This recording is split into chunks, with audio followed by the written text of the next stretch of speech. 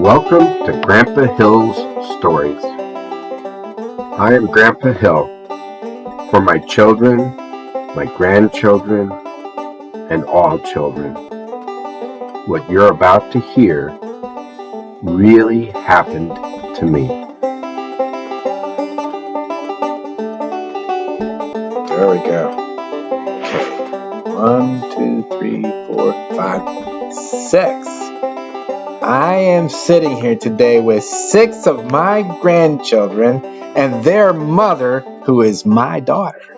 And I'm going to tell them a story about my career, a relatively short career, but my career as a truck driver. You know those big trucks that you see going down the road? Big tractor trailers? Not that big. But it was a truck driving job. Well, it was like the truck was like maybe 32 feet, straight truck. So I didn't have the cab business, but it was a big truck.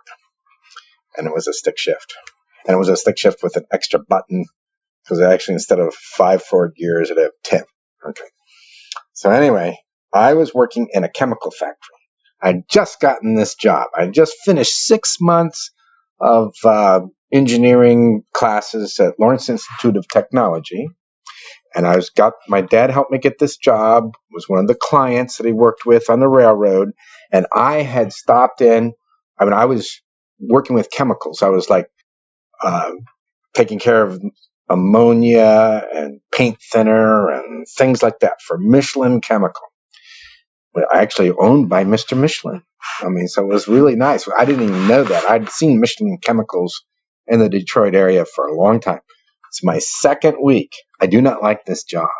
I know how to run a fork truck, and I don't like all these chemicals. I don't like going into ammonia tanks, or the people that I didn't go in, but other people did. It was just like really stinky and dirty, and we're in downtown in the city, and it just seemed like a terrible, terrible work. But I needed money in order to go to college later on in that year.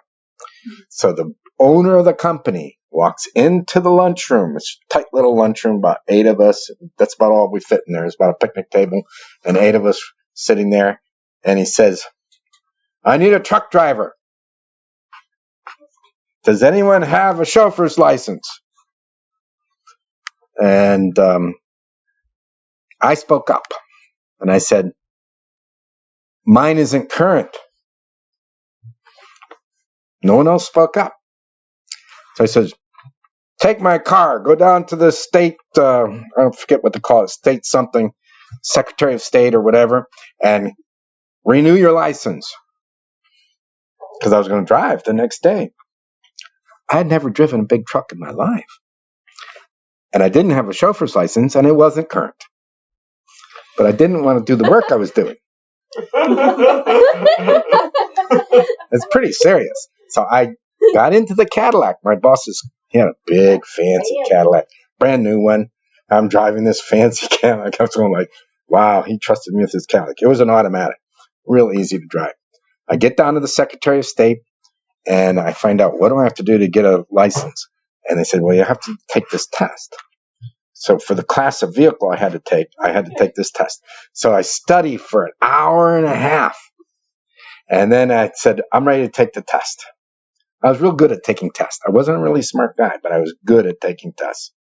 And I got enough right. I got just enough right on the test that I wouldn't have to take a road test. Now I have a chauffeur's license. I get back, and the owner of the company, Mr. Michelin, says, "Where have you been with the car that long?" Because he's a little nervous about a kid taking his fancy car down to the Secretary of State. And I said, I don't remember what I told him, but I didn't tell him a lie. I just said that, it took a while and stuff like that. The partial truth. The partial truth. Oh, that's terrible. I'm going to have to explain that when I go through this. So then that day I get home, and it's actually the weekend. I think that was Friday. I got home and I called my friend Bill LeCure, and I told Bill, I said, you know how to drive truck. You know how to drive big truck, every truck, any truck. And currently you're employed driving dump trucks. And I said, I need to learn how to drive. And I need to learn how to back up. So he came over to my house that night, Friday night, at 10 o'clock. And we drove into a building plan that wasn't quite finished yet. We're putting in houses and stuff.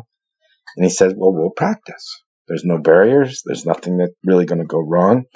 And we'd go along, and I could drive, and then I'd back up, and then I'd drive, and I'd back up again. And when I was all done, he says, I asked him, I said, how am I doing? How am I doing? I really need to be able to drive. I need to be able to drive in downtown Detroit. I need to be able to park. I need to be able to go to these, like the Kmart and different places like that, back up to the docks and everything else. And he says to me, Don, if you get out of Detroit alive, you need to pick me up. Because you can go forward, but you're not going to be able to go backwards at the docks or anything like that. Which is exactly what we did. I showed up for work on Monday, got in the truck. It was all loaded up, had all my paperwork and everything else. And I drove out to start making my deliveries. But instead of headed out for my first delivery, I went to Rochester, Michigan, where Bill was. And he was arranged to meet me. He was already, had walked out onto the freeway area, so I could just stop. He could get in. And then I drove. So we went to Flint. We went to Saginaw. We went all over the place. All these deliveries. I'd drive to the place. He would back up. We get to the last delivery. So it was like, wow, I'm going to make all my deliveries. And we didn't deliver. They were closed. There was nobody there. So then we said, okay, well, we'll go home. Or not home. We'll go to the bar. So we went to the bar and we had a beer. And I wasn't real young. I was like 18. Back then you could drink legally at 18. So we're shooting pool and drinking beer, and I still have the truck to get home. So anyways, I drive the truck home back to the company in Hamtramck, Michigan, back to Michelin, get in my car, come home. And I go to work the next day like I'm going to make another run. And first I get criticized for not making my last delivery, because it turns out that place is always closed at that time, and you're just supposed to leave the material on the dock. So I could have made all my deliveries, and I didn't. They didn't tell me that.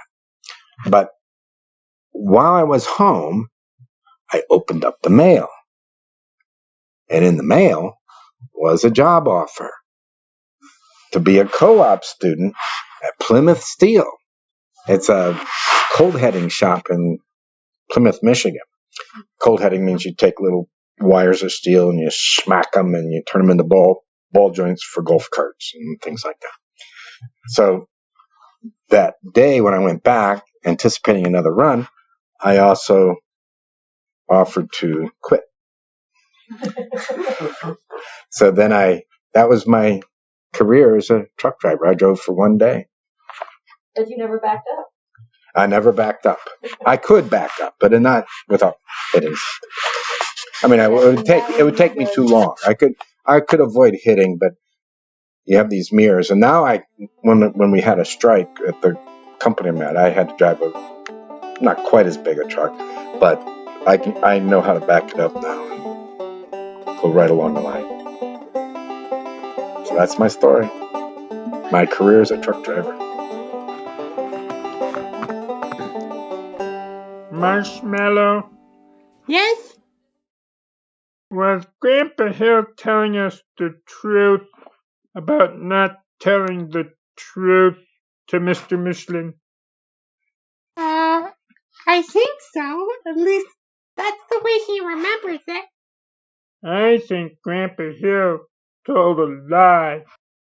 Yes, Garf, he told a lie, but he got to drive a truck. But he told a lie. Yes, Garf, but he got out of the chemical plant. But he deceived Mr. Michelin. He did lie, but he also got his license. But Marshmallow... Oh, Garf, I do think you're right. Grandpa did tell a lie.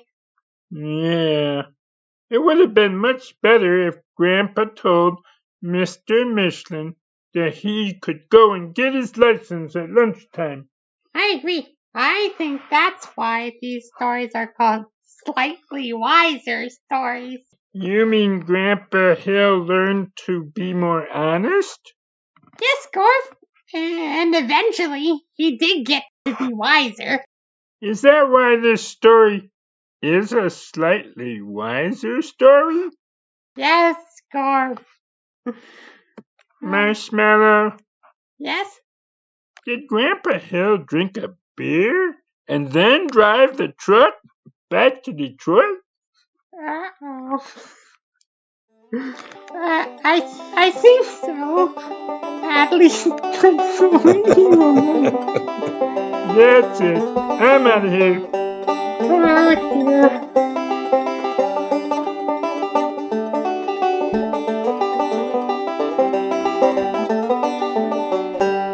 Oh, maybe there's another story where Grandpa learned not to drink and drive.